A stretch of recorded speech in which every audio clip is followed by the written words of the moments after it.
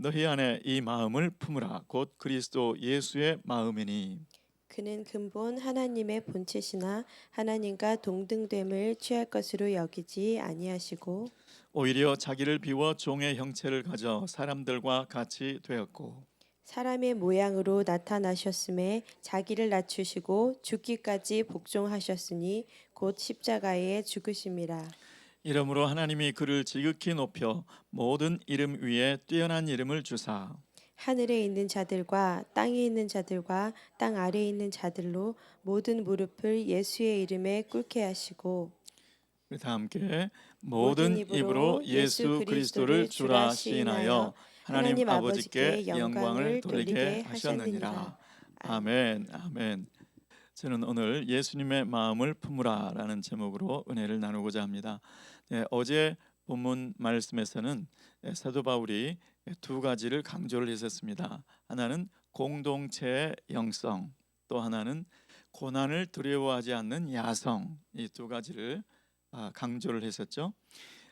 공동체의 영성의 근간을 이루는 하나됨과 일치, 하나됨과 일치에 대한 말씀으로 마무리를 했었습니다. 그 말씀이 아무 일에든지 다툼이나 허영으로 하지 말고 오직 겸손한 마음으로 각각 자기보다 남을 낮게 여기고 각각 자기 일을 돌아볼 뿐더러 또한 각각 다른 사람들의 일을 돌아보아 나의 기쁨을 충만하게 하라라는 말씀이었습니다. 그런데 오늘 본문 말씀은 그렇게 하나됨과 일치를, 그 겸손한 마음을 가져야 하는 근거가 무엇인가, 이것을 오늘 말씀을 통해서 보여주고 있습니다.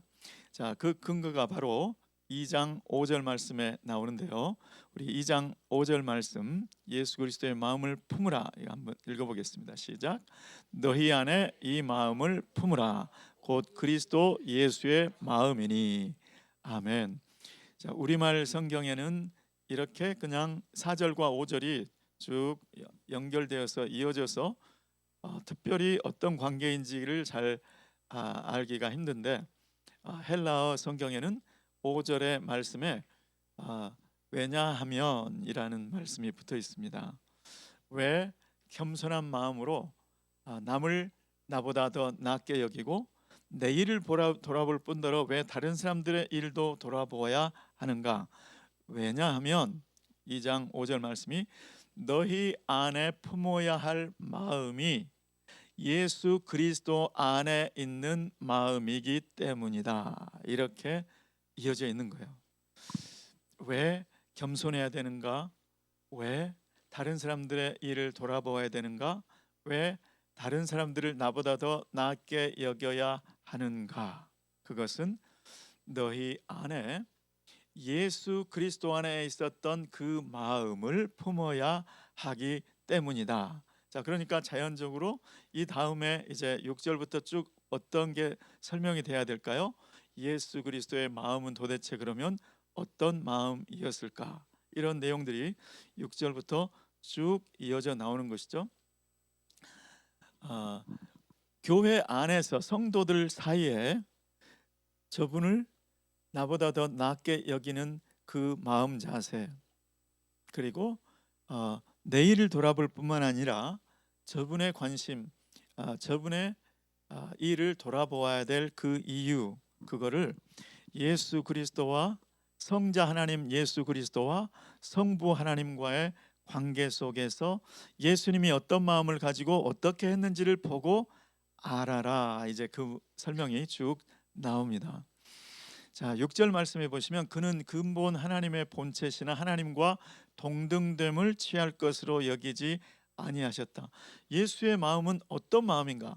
예수님 안에 있었던 마음은 어떤 마음인가? 첫 번째로는 동등됨을 취할 것으로 여기지조차 않으시는 마음입니다. 빌립보 교회 안에 이제 다툼의 문제가 있었다고 말씀을 드렸습니다. 왜 다투는 문제가 생기는가? 나도 형제, 나도 신자, 너도 신자, 나도 자녀, 너도 자녀, 똑같이 하나님의 자녀인데 왜 저분이 저렇게 높은 자리에 높은 자세로 있는 거지. 이렇게 되면 나도 동일한 형제인데, 동일한 신자이고 하나님의 자녀인데 왜 그렇지? 이런 시각으로 보면 다툼이 생긴다는 것이죠. 그런데 내가 내 형제 자매와 같다고 생각한다면 성자 하나님은 얼마나 성부 하나님과 동일한 분이십니까? 왜냐하면 성자 하나님은 하나님의 본체셨다라고 말씀을 하고 있습니다. 그러니까 그런 성자 하나님은 성부 하나님과 동등하신데 동등됨을 취할 것으로 여기지조차 않으시는 마음을 갖고 계셨다. 그러니까 빌립보 교회 성도들이여, 여러분들도 서로 동등하지만 동등됨을 취할 것으로 생각지 마세요. 그러면 다툼 없어진다는 것이죠. 그러면 겸손해진다는 것이죠. 그러면 일치가 된다는 것이죠. 그러면 다른 사람들의 일을 돌아볼 수가 있다는 것입니다. 또 예수님의 마음은 어떤 마음이셨는가? 오히려 자기를 비워 종의 형체를 가져 사람들과 같이 되셨다. 이제 하나님의 뜻을 행기 위해서 이 세상으로 오셨는데 종의 형체를 가졌다. 동등됨을 취할 그 정도가 아니고 이제 한 단계 낮아져서 성부 하나님 앞에 성부 하나님의 뜻을 행하기 위해서 종의 형체를 가지셨다. 자기를 완전히 비워버리셨다. 그런 그 마음을 주님께서 예수님의 안에 품으셨던 마음이다. 예수님 안에 있던 마음이다. 그 마음을 너희도 품어라. 그렇게 말씀하고 계시죠. 하나님의 뜻으로만 가득 채워진 그 마음. 자기는 다 비워버리고 나도 형제인데 자기를 생각하는 그 마음을 비워버리고 거기에 하나님의 뜻으로만 가득 채운 마음이었다. 세 번째로는 자기를 낮추시는 마음이었다. 우리 8절 말씀인데요. 우리 8절 말씀 함께 읽어보실까요? 시작. 사람의 모양으로 나타나셨음에 자기를 낮추시고 죽기까지 복종하셨으니 곧 십자가에 죽으심이라. 아멘. 자기를 낮추시는 마음이 예수 그리스도 안에 있었던 마음이셨다. 그 마음을 가지라는 거죠. 그 마음을 품으라는 거죠. 동등되신 자리에 있었다가 종의 형체를 가지셨다가 이제는 더 자기를 낮추셨다. 어디까지 낮추셨는가? 십자가에 죽기까지 복종하시는 그 단계까지 낮추셨다는 것이죠. 저와 여러분도 하나님의 뜻이라면 내가 취할 자리가 마땅히 있죠. 근데 그것을 비워버리고 그 안에 오직 하나님의 뜻만 채우시고 그 뜻을 이루기 위해서 스스로 낮아지고 그리고 자기의 뜻을 완전히 죽이기까지 그렇게 복종하는 자리까지 나아가게 되시기를 예수 그리스도의 이름으로 축원합니다. 사도행전 20장 24절 말씀해 보시면 사도 바울은 하나님의 그 뜻을 이루기 위해서 어떤 자세를 하고 있는지를 설명을 해줍니다. 나의 달려갈 길과 주 예수께 받은 사명, 하나님의 뜻, 그 사명을 이루기 위해서는 나의 생명을 조금도 귀한 것으로 여기지 아니한다. 나의 자존심, 나의 명예, 나의 위치, 그거 다 내려놓겠다는 것이죠. 하나님의 뜻만 이루어진다면 내 안에 하나님의 나를 향하신 그 뜻만 이루어진다면 나는 나의 자존심 다 내려놓겠다. 나의 체면, 나의 위치 다 내려놓겠다라고 말씀하고 있는 것이죠. 이제 부부 안에서도 그렇고 공동체 안에서도 그렇고 또 가정교회 안에서도 그렇고 이런 마음이 들 때가 있습니다. 내가 이때는 나서줘야 돼. 내가 적당히 정리를 해줘야 될 것 같은 그런 마음이 들 때가 있죠. 적당히 눌러줘야 될 것 같은 그런 때가 있죠. 자, 그런데 예수님은 그렇게 하지 않으셨고 사도 바울도 그렇게 하지 않으셨고 예수 그리스도의 마음을 가진 사람들은 예수님은 하나님께만 전적으로 맡겨드리고 하나님께서 예수 그리스도 성자 하나님에 대한 뜻, 그것을 이루는 데만 집중하셨었죠. 종교 지도자들, 많은 반대 세력들이 있었죠. 그 코를 얼마든지 납작하게 만들어 버릴 수도 있었죠, 예수님은. 그런데 거기에 집중하신 게 아니고 예수님은 자기를 낮추시고 십자가의 자리로 나아갔던 것을 볼 수가 있습니다. 내가 이때 저분을 눌러주지 않으면 엉망이 될 것 같은 그런 느낌, 내가 가장으로서 그냥 배우자를 또 자녀들을 전부 평정시켜야 될 것 같은 부담, 그런 마음이 들 때 예수 그리스도를 생각하시고 예수 그리스도 안에 있었던 그 마음을 품으시고 전적으로 하나님의 뜻에 맡기고 자기를 낮추시고 자기에게 향한 그 뜻에 집중하셨던 예수님의 마음을 품으시기를 예수 그리스도의 이름으로 축원합니다. 아멘. 자, 그럴 때 하나님의 어떤 조치를 해주셨냐는 거예요. 왜 일치된 마음, 겸손한 마음으로 남을 자기보다 낮게 여겨야 하는가? 그 근거를 지금 그 이유를 말씀하고 있는데, 첫 번째로는 예수 그리스도의 마음이 그런 마음이셨기 때문에 자기를 겸손하게 낮추시는 마음이셨다. 그 예수 그리스도 안에 있는 마음을 품어야 되기 때문에. 두 번째로는 그렇게 했을 때 하나님께서 어떻게 해주셨는가를 알기 때문에. 자, 하나님께서 어떻게 해주셨는가? 자, 9절 말씀에 예수님을, 그렇게 자기를 낮추시는 예수님을 어떻게 하셨는지 9절 말씀을 한번 함께 읽어보시겠습니다. 시작. 이러므로 하나님이 그를 지극히 높여 모든 이름 위에 뛰어난 이름을 주사. 아멘. 모든 이름 위에 뛰어난 이름을 성자 하나님 예수 그리스도께 주셨습니다. 성경에 보시면 하나님께서 내가 너의 이름을 창대케 해주시겠다. 창세기 12, 창세기에 아브라함에게 하셨던 약속의 말씀이죠. 내가 너의 이름을 창대케, 위대하게, 크게 해주시겠다라고 약속을 하셨습니다. 하나님이 사람을 크게 얼마든지 높일 수 있는 분인 줄 믿습니다. 그런데 그것을 스스로 할 때 그것이 교만이라는 거예요. 자, 스스로 자기의 이름을 크게 해보겠다고 한 첫 번째 시도가 바로 바벨탑 사건이었습니다.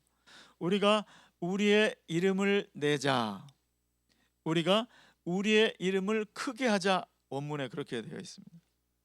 하나님께서 크게 해주는 것을 기대하는 대신에 우리가 우리의 이름을 크게 하자, 이렇게 교만한 모습이 바로 바벨탑 사건이었죠. 그런데 하나님은 교만한 자를 대적하시죠. 교만한 자를 흩어버리시죠. 교만한 자는 대적하시고 겸손한 자에게 은혜를 주시는 줄 믿습니다. 하나님께서 예수 그리스도, 동등하신 그 예수님이 하나님의 뜻을 행하시겠다고 종의 형체를 가지셨고 낮아지시고 또 낮아지시더니 십자가에 죽기까지 복종하시는 그 예수님, 그 예수님을 이제 지극히 높이셔서 모든 이름보다 뛰어난 이름, 이 세상의 그 어떤 이름, 이 세상뿐만 아니라 하늘 위에서도 가장 큰 이름을 주셨다는 것이죠. 자, 그래서 그 결과 어떻게 되었는가? 모든 무릎을 예수의 이름에 꿇게 하십니다. 자, 10절 말씀 함께 읽어보시겠습니다. 시작. 하늘에 있는 자들과 땅에 있는 자들과 땅 아래에 있는 자들로 모든 무릎을 예수의 이름에 꿇게 하시고. 아멘. 자기를 비우고 남을 낮게 여기고 다른 사람들의 일, 내 일뿐만 아니라 다른 사람들의 일을 돌아보면, 남을 더 낮게 여기면 나는 더 낮아질 것 같죠? 나는 아무 빛이 없을 것 같습니다. 그런데 얼마 시간이 지나는 과정에 어느 날 하나님께서 나를 높여주시는 것을 보게 될 줄로 믿습니다. 교회 안에서도 꼭 마찬가지죠. 자, 그리고 또 한 가지 더 있죠. 모든 무릎을 예수의 이름에 꿇게 하시고 또 모든 입으로 예수님을 주라고 고백하게 하셨다는 겁니다. 11절 말씀 다 함께 읽겠습니다. 시작. 모든 입으로 예수 그리스도를 주라 시인하여 하나님 아버지께 영광을 돌리게 하셨느니라. 아멘. 모든 무릎을 예수의 이름 앞에 꿇게 하시고 모든 입으로 예수님을 향하여 주님이라고 고백하게 하셨다. 그러니까 이름만 높여주신 게 아니고 무릎도 꿇게 하시고 모두 입술로 예수님을 주님이라고 고백하게 하셨다는 것이죠. 이것이 바로 하나님께서 높이실 때 일어나는 일입니다. 하나님께서 권위를 주실 때 일어나는 일입니다. 나는 하나님의 뜻 앞에서 나를 낮추고 형제를 더 귀하게 여기고 존중해주고 그렇게 겸손한 모습으로 일관했는데 어느 날 보니까 하나님께서 높여주시는 것, 하나님께서 사람들의 인정을 받게 해주시고 존경을 받게 해주시는 모습을 볼 수가 있다는 것이죠. 저와 여러분은 또 가정에서나 가정교회에서나 교회에서나 주님의 이 말씀대로 겸손하게 오직 겸손한 마음으로 자기보다 남을 낮게 여기고 나의 일을 돌아볼 뿐만 아니라 다른 사람들의 일을 돌아보아 이 자세로 일관하시기를 예수 그리스도 이름으로 축원합니다. 그런데 그 동기가 무엇이냐는 것이죠. 왜 내가 그렇게 해야 되느냐? 인격적인 하나님께서 그렇게 하라고 하셨으니까 그것이 아니고 오늘 말씀해 보시면 그 마음이 바로 우리가 품어야 될 마음인데 그 마음이 바로 예수 그리스도 안에 있었던 마음이기 때문에 그 예수 그리스도의 마음을 우리도 품으라고 주님이 말씀하시기 때문에 여러분 그러면 너희 안에 이 마음을 품으라 곧 그리스도 예수의 마음이니 예수의 마음을 내가 품기를 원한다고 이제부터 내가 예수의 마음을 품어야지 이렇게 결심한다고 그게 되는 일일까요? 그렇다면 그것은 이 하나님의 말씀은 그냥 인격적인 도덕적인 말씀이 되고 말 거예요. 모든 사람들에게 올바른 것을 가르쳐주고 자 이제 각자 알아서 하세요. 얼마든지 여러분들은 할 수 있습니다. 이런 뜻이 되어버릴 거예요. 도덕이 되고 말 거예요. 그런데 하나님의 말씀은 너희 안에 이 마음을 품으라 곧 그리스도 예수의 마음이니 하나님께서 명령하실 때에는 하나님께서 그렇게 할 수 있도록 하나님께서 도와주신다는 뜻인 줄 믿습니다. 그러니까 하나님의 명령은 모두가 다 축복의 말씀인 줄 믿습니다. 그러므로 너희는 모든 겸손과 온유로 하고 오래 참음과 또한 사랑으로 서로 용납하라. 이 말씀도 공동체 하나됨을 지키기 위해서 주신 말씀인데 이 말씀도 명령이죠. 그런데 하나님 앞에 그 명령을 받아들이기를 사모하고 내가 그걸 간절히 원할 때 하나님께서 그렇게 도와주시는 줄로 믿습니다. 그래서 하나님의 모든 명령은 저는 축복이라고 믿습니다. 하나님은 그렇게 할 수 있도록 길을 열어주시고 명령을 하셨다. 그 말씀은 그렇게 할 수 있도록 주님께서 도우시는 줄 믿습니다. 그래서 우리의 마음 가운데 하나님 제가 예수 그리스도의 마음을 사모합니다. 그 마음을 품기를 원합니다. 그 마음으로 우리 형제들 나 동등하다고 생각하지 않고 우리 형제들 더 낮게 여기기를 소원합니다. 그리고 겸손한 마음으로 그들의 일을 내 일처럼 또 돌보기를 원합니다.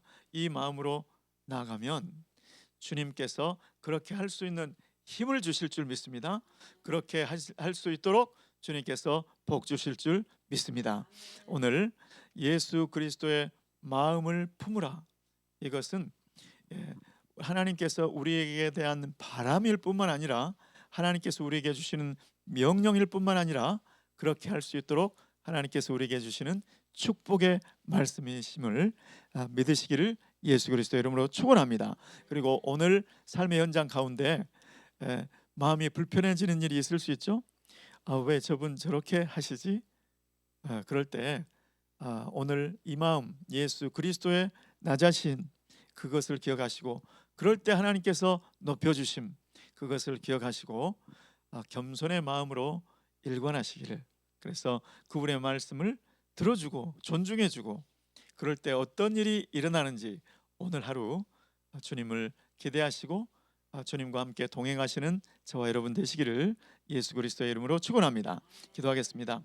하나님 아버지, 우리가 겸손한 마음으로 행해야 될 이유는 예수 그리스도의 마음, 예수 그리스도의 겸손을 품어야 되기 때문인 줄 믿습니다. 하나님, 그 마음을 품기 원하오니 주님 도와주시옵소서. 예수님의 이름으로 기도드리옵나이다. 아멘. 다 함께 일어나